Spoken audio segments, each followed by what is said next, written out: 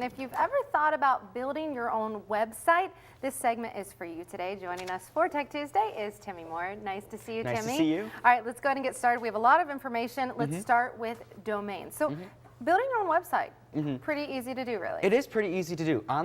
Any web hosting company you go with, now you're probably like, well, first off, what's a web hosting company? A web hosting company has a bunch of servers in one location, and what they'll do is you enter a domain like you have northwestohio.com. That's a domain that identifies you on the internet. Anybody can type that from anywhere and go right to whatever content you want. Okay. Domains start really cheap. Actually, this company called GoDaddy is one of the most you've probably seen their commercials with the Super Bowl, and you've probably seen all those promotions. Now you're probably like, what is that? I really don't know what that is. You go to their site, type in a domain name. So let's say my name's Timmy Moore and I wanted timmymore.com. They'll see if it's available. You can choose .net, .org. So that's the first step in identifying. So you go through them to get the website? Yes, you can go through them. There are a bunch of other hosting providers too that offers the same service. Okay, now these prices right here are looking pretty good. They are. But for the economy package, $379 a month. That is really cheap to have your own website. Right. But is there much space in that as far as what you can put on your website? That is good. That is a good point, because as you can see, there are 3 plans here, and what you have to figure out is, okay, if you're just going to be putting a website out there, maybe you want to share pictures with your family or friends, and you don't want to worry about all that space and stuff, you could start with the Deluxe, which will give you unlimited bandwidth. And what bandwidth is, how many people can go to your website before the hosting company starts to complain, hey, you're getting too many people to your site, slow down.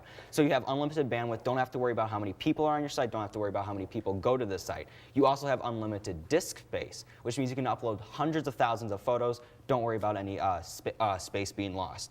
If you know you're not going to upload a bunch of stuff, they start you at 100 gigs, which in its own self is a lot of space. If you would have to upload hundreds of thousands of videos and media and all this type of content before you reach that amount. So starting at $379 a month, you can have your own kind of place on the web. Nice, very nice. Okay, we want to, of course, also talk about themes. There's a lot of different themes that you can go for. I mean, thousands really to choose from. Definitely. It's kind of really hard because you probably think when you build a website, I have to know this coding, I have to know how do I customize this page. They actually give you, many hosting companies give you one-click installs is what they call it. Like WordPress, which is a popular blog. If you wanted to start blogging about your life, you literally press one button, it'll install everything for you, and they'll say, here's the setup, here's what to do. It'll literally give you step-by-step process how to build your site. It'll give you a theme, and it'll say, here's some custom themes people like, would you like this? And you can tailor it to your own needs. Okay, real quick, we want to mention mobile apps for websites. Definitely.